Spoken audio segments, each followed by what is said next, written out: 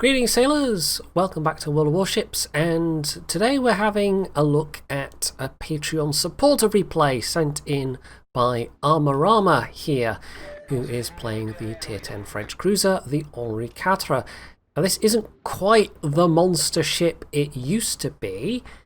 It had its mobility somewhat nerfed in that they specifically made it a lot more sluggish when it comes to acceleration and I think deceleration as well, so it can't do what it used to do, which is, especially when using the speed boost, be constantly changing its speed, accelerating and decelerating, and thereby make it really hard to hit by basically anybody firing at it. And you couple that with the range that you can get this to. I mean, the base range is 19 point something kilometers. The range mod takes that, which is what Armorama's using, to just about 21 point something, almost 22. And if you have the legendary module on top of that, you can boost it to, I think, just over 23 kilometers range. So you couple that with, yeah, the ability to just be constantly changing speed, and this thing was one of the more dangerous tier 10 cruisers out there because it had a decent reload, it's got heavy guns, good fire chance, and it was just bloody hard to hit. That's not the same these days, but it's still a pretty good ship overall. It still has that quality in terms of its guns of being a good ranged fire setter. It just can't play that acceleration deceleration game like it used to, and so you have to maybe be a bit more cautious with it these days than if you were playing it before those nerfs took place. And that's exactly what Armorama's doing. He's starting off using his range. He's got actually hills he's using here to keep the distance between him and anything that might spot him, and he's already racked up a pretty decent amount of damage. He's got 4 fires going already and some ticking damage, so not a bad start to this game at all. This is actually going to be quite an even game for the first part of it. I mean, we're almost 4 minutes into this one now. Nobody's actually died yet, so both teams are playing this one quite cautiously, which is kind of a welcome change to a lot of the games I've been having myself this weekend, where it's been like 80 to 90% incredibly one-sided games, and you get to 5, 6, 7, 8 minutes in and over half the team is dead already, and then the team's lost like 2 ships if you're lucky, kind of thing. But that's definitely not going to be one of those matches. I mean, you don't really see those kind of matches on YouTube because they're not a lot of fun to play, either winning or losing, and they don't make for particularly good replay footage either. But if you watch somebody streaming for long enough, you'll see them having that kind of match. I've talked previously, probably more in the context of World of Tanks, about how selective picking out replays can be and how unrepresentative it can be, and I suppose that's just along that same theme really. So anyway, that Moskva's already taken a heavy battering, but it's going to be Armorama to get the kill. And there we go, first blood. And although the Moskva did a bit of damage themselves, it wasn't really anything particularly heavy or worrisome. So he's popped a heal and is going to be back to not quite full health, but close enough as makes no difference. I'm not entirely sure why that Moskva was pushing through the middle like that, especially when they were so low health. They had no reason to be pushing forwards, and yet they did, and gave themselves a perfect broadside for Armorama to shoot at. So yeah, the Moskva is very well armoured. It's often jokingly referred to as the first tier 10 Russian battleship, but not if you sit broadside like that. So there's another kill. He already chunked a decent amount of health off that Massachusetts through fire damage, and actually then ninjas the low health kill again.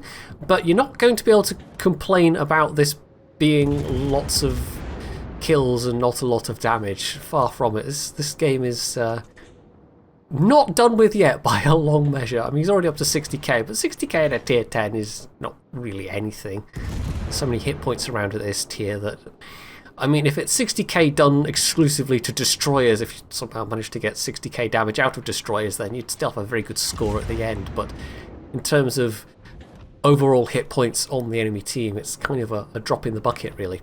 Well, not quite a drop in the bucket, but it's not a high amount, is what I'm rambling my way towards.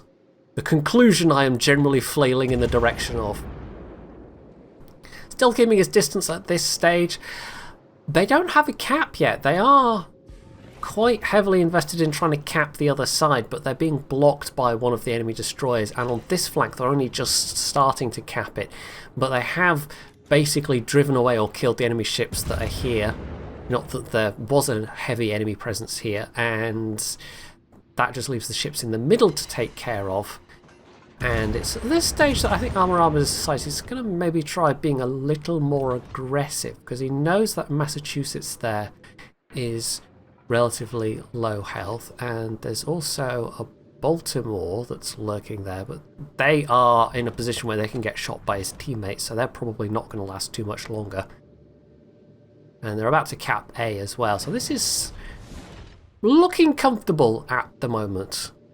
It looks like they've got the enemy team relatively contained.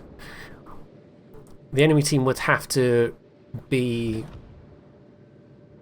pushing out a lot more strongly or have done a lot more damage than this, I think, to make this more of a viable prospect. But it really is starting to look like the enemy team is kind of losing this one. We had a fairly drawn out start, but at this stage the enemy team is they're now kind of running out of health themselves and starting to run down on ships compared to Armor's team. So even though points wise it's still in their favour, you can just look at the minimap and see the positions people are in, the kind of lack of overall map control, and especially the number of unhealthy ships they have left.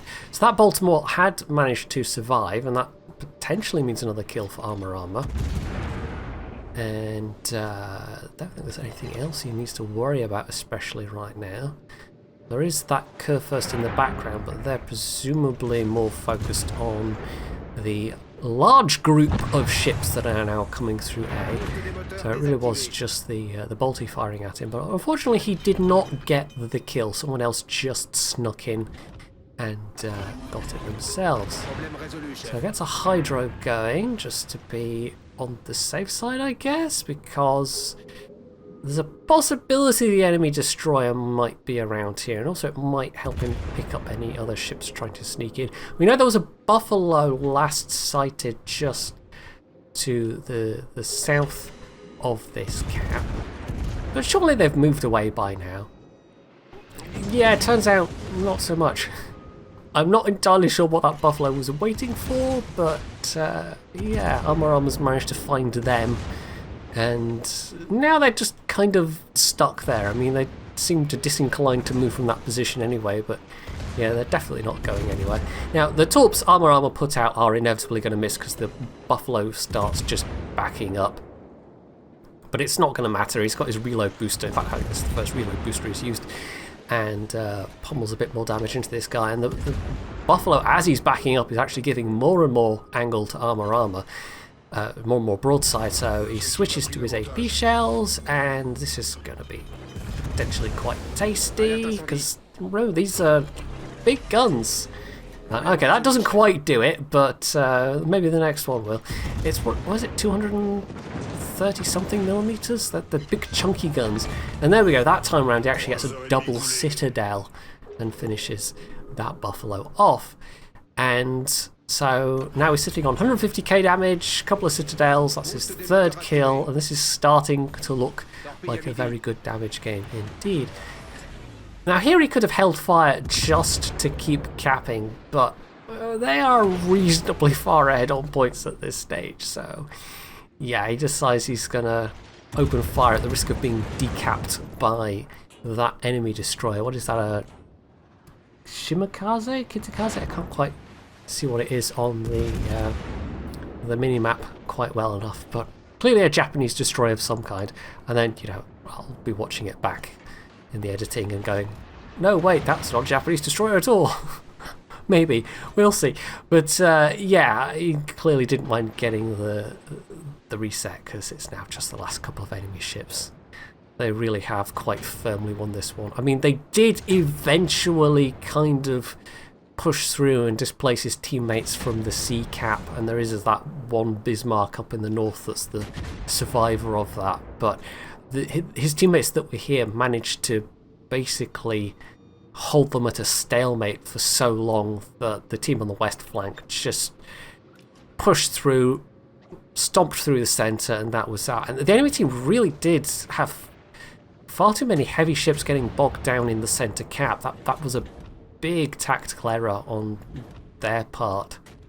They weren't really trying to contest the centre with having a secure flank already, and that turned out to really work against them, as we saw. It was a Shimakaze. Okay, so they go down, and that just leaves, what is that, Venezia, that battleship, what's that, an Amagi? And there is somewhere a Neptune as well. So we'll see if they pop up. Now it puts a speculative torp drop out here because it looks like the Venezia is coming this way, and yes they are. It's got his AP shells ready, more citadels, nice 20k chunk. The Venezia has some shells for him in return and actually takes off a pretty decent amount of health, but that's another 4 citadels, so that will do it. And also, that's a Minotaur, not a Neptune. I'm doing well with my ship identification. In my defense, the mini-map is really hard to read in the preview screen. And even more citadels, so yeah, we just have a citadel fest at the end of this between the Venezia and the Neptune. He's suddenly massively jumped up in damage, bunch more citadels, and that last kill put him over the top for Kraken as well. So that's a First Blood high caliber Confederate Dev Strike and a Kraken. Over 200,000 damage. I'd be the nice little cherry on the top if you could kill this. That's an Amagi. I swear that's an Amagi, you guys. My word, I'm getting as bad as Jingles. The Alsace, but somebody else gets the Alsace there instead. So, alas, no 6 kill. It doesn't manage to kill quite half the enemy team, but it was reasonably close. So yeah, that was a pretty impressive match, and the ending of it was especially, I think, quite fun. Just blatting those 2 cruisers at pretty close range with that very heavy AP, and yeah, we got to see both the sort of ranged capabilities of this ship and maybe the more cautious way in which you need to play it these days, and certainly taking full advantage of island cover where he could. But then when he did choose to get in close in the middle there against more damaged enemies, he was able to angle, use his reload booster as appropriate, and do very well out of it. So overall, a very, very good game. And I was also quite pleased to just receive this one because with the issue of not being able to play older replays fully unresolved and possibly which will never be resolved by Wargaming, I will have to be a lot more on the ball in terms of looking at replays that come into my inbox and getting those recorded, even just so I can then have recorded footage to save for later, even if the patch goes through. Because I kind of foolishly assumed even with the last patch, where the issue first came to light, that I would be able to actually record the replays without updating the client, or without letting the client update on the patch day itself, and it turned out no, it wouldn't let me even do that. So yeah, kind of annoying.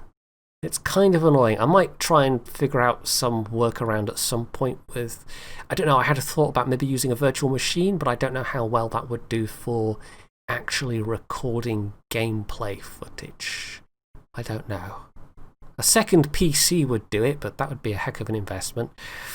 Anyway, that's it for this replay. Hopefully you have enjoyed it, and if you have, you can do all the usual things down underneath the video. And of course, as always, stay tuned for more.